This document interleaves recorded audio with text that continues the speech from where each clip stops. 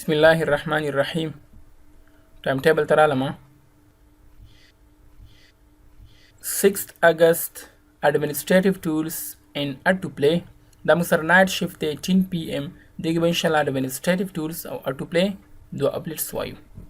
حاضر علم سٹارټ ته کنټرول پینل باندې مې کلیک وکړم. ماته کنټرول پینل راغی. فار ایگزامپل تاسو دلته هم کنټرول پینل په نظر نه راځي. تاسو به راشئ سٹارټ ته دغه به کنټرول ولیکئ. کنټرول انټر به پرس کې تاسو ته اتوماتیکلی بند شي. یا فار ایگزامپل وینډوز بټن آر پرس کې چې تاسو ته رن راشي دې کې وته کنټرول ولیکئ یا فول نیم ولیکئ کنټرول پینل یا سمپل کنټرول ورته ولیکئ چې تاسو ته اسانه وي. انټر مو چې پرس کې تاسو ته اتوماتیکلی کنټرول پینل په نظر راځي. فرست اپلیټ خو موږ ویلو اکشن سنټر. اوس راځو دویم اپلیټ ته اډمنسټریټیو ټولز ته. کله چې اډمنسټریټیو ټول باندې کلیک کوم نو دې کې ما سره بلا آپشنز راځي. دې کې به زه راځم کمپیوټر مینجمنټ ته. کله چې کمپیوټر مینجمنټ باندې کلیک وکړم نو دې کې ماته داسې یو باکس اوپن شو، یو وینډو راته اوپن شوله. زه کولی شم چې دلته یوزر هم جوړ کړم ځان دپاره لکه څرنګه چې دا یوزر موږ سره پکې موجود دی.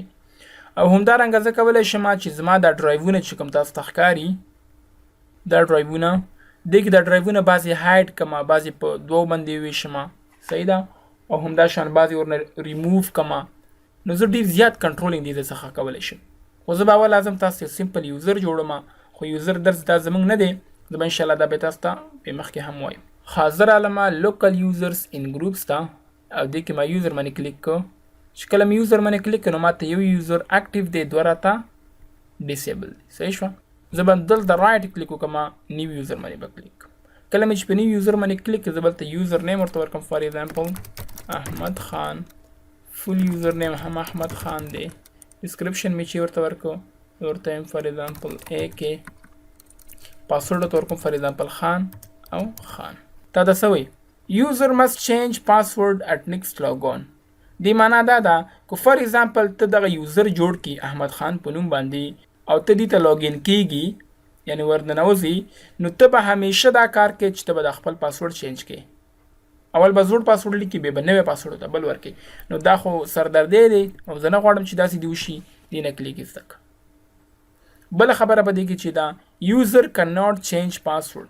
فار ایگزامپل ما احمد خان ته یوزر جوړ کو او زه غواړم چې دا پاسورډ دې ورته چینج نشي، دا پاسورډ دې دا کس چینج نه کړی شي.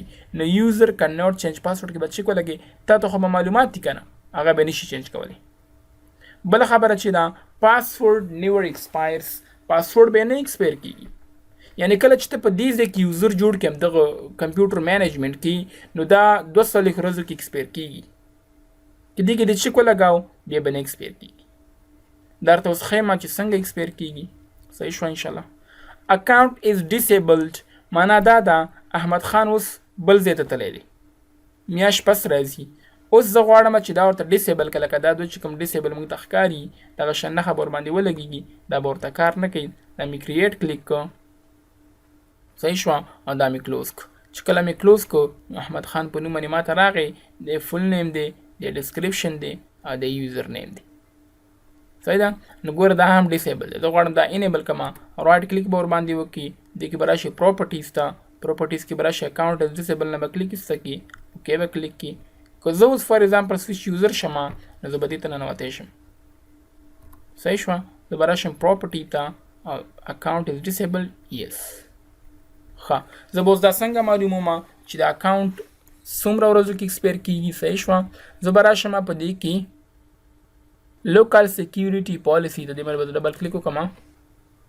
کله مې چې په دې باندې کلیک وکړو زه به راشم اکاونټ پالیسیز ته، دې کې به راشم پاسورډ پالیسي ته او دې کې به راشم میکزیمم پاسورډ ایج ته. نو ما ته څو لیکلي دي 42 ډیز 200 ورځې. که زه غواړم دا ورته زیاتې کړم زیاتولی هم ورته شم، کمی کم کمولی هم ورته شم. فار ایگزامپل د پاسورډ ایج 10 ورځې شو. نو هیله کوم چې په اډمنسټریټیو باندې هم پوه شوي یاست. دې ځای کې به تاسو یو بله خبره هم اوس وکړم. فار ایگزامپل کمپیوټر ته رالم، ډسک مینجمنټ ته رالم. ها ګورئ دې کې ما سره C ډرایو ده، D ډرایو دی، E ډرایو دی. زه فار ایگزامپل دا E ډرایو څه دی دا راته پټ کړه، دا دې هلته راته نه شو کېږي. زه به راشم کمپیوټر ته، هلته خو ماته اوس شو کېږي که نه، زه یم دا دې راته پټ شي.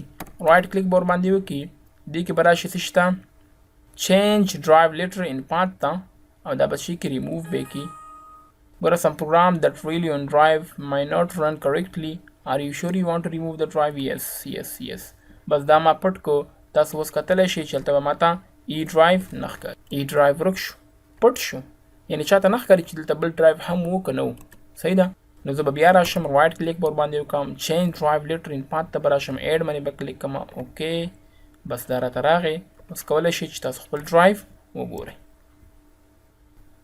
صحیح ده او همداشان زه کولی شم چې دغه ډرایو په دوه حصو باندې ویشم رایټ کلیک به ورباندې وکړم ته به راشي هلته شرینک ته صحیح شو دې باندې به کلیک کړي کله چې په دې باندې کلیک کو نو ته کولی شي چې له دې څخه 2 GB 3 GB 4 GB انټر د اماونټ اف سپیس ټو شرینک ان MB صحیح شو زه فار ایگزامپل 2 GB معلومات راته دینه دغه کا نو 2000 ورته ولیکي دا 2000 مې ته ولیکي شرینک باندې به کلیک چې کله مې شرینک باندې کلیک کړ تاسو ته به ښکاره شي چې یو ډرایو دلته ماته راغی 2 GB والا خو دا به هلته تاسو ته نه ښکاري صحیح شو دا هلته نه ښکاري ځکه چې دا ډیسیبل دی دې باندې به رایټ کلیک وکړئ نیو سیمپل والیوم ته به راشئ نیکسټ به کلیک کړئ زه ورته فار ایگزامپل اساین فون ډرایو لیټر دې راته زیډ شي نیکسټ به کلیک کوم څه نوم ورته ورکړئ سافټویر نیکسټ فینیش بس تاسو ته هغه دی جوړ شو تاسو کتلی شئ چې موږ ته هغه ډرایو راغی سافټویر په نوم باندې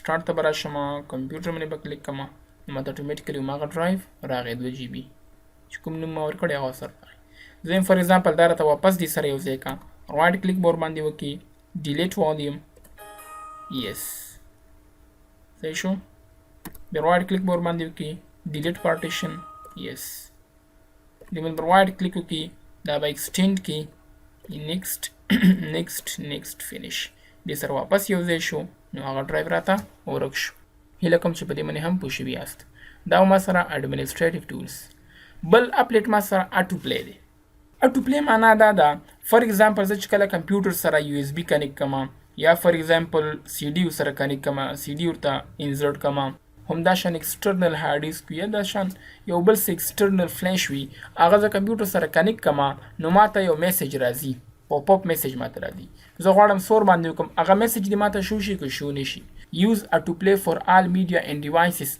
کدی نه د کلیک استک سیو د کلیک نو تاسو به هغه میسج نشو کیږي به دې کې بعضی آپشنز هم شته دي audio CD کې فار ایگزامپل تاسو انتخاب کې چې درته وشي پلی audio CD یوزینګ وینډوز میډیا پلیئر یعنی کله چې audio CD ته انسرټ کی audio CD وی کنه فار ایگزامپل انګلیش audio وی وکیبلری یا فار ایگزامپل دا شان پرونانسیشن پکې کړی هغه کې audio غاني موجود وي نو تاسو به اتوماتیکلی یو audio هغه فرست audio چې کوم دغه بتاته شو شي فار ایگزامپل ویډیو غانو والا CD پکې تا انسرټ کړل نو پلی DVD مووی یوزینګ وینډوز میډیا پلیئر تاسو به اتوماتیکلی شو وینډوز میډیا پلیئر کې وینډوز میډیا پلیئر کلاسیک یا زورته فار ایگزامپل کله چې ویډیو والا CD انسرټ کما CD روم کې نو اتوماتیکلی ماته اوپن شي میسج ماته مرا کو ډایرکټ راته اوپن دا به ټول انهانس DVD دی نه به زیاته ښه هغه ته انهانس ویل شي صحیح شو دي باندې خبره هم سره پکې موجود دي سافټویر ان گیمز فار ایگزامپل تر سافټویر والا کیسټ او سره انسرټ کړل ډرایور دی سره انسرټ کړل فار ایگزامپل یا فار ایگزامپل کورل ډرا فوټوشاپ MS افیس کیسټ دی سره کانې کړل زورته انسټال اتوماتیکلی خپل انسټالیشن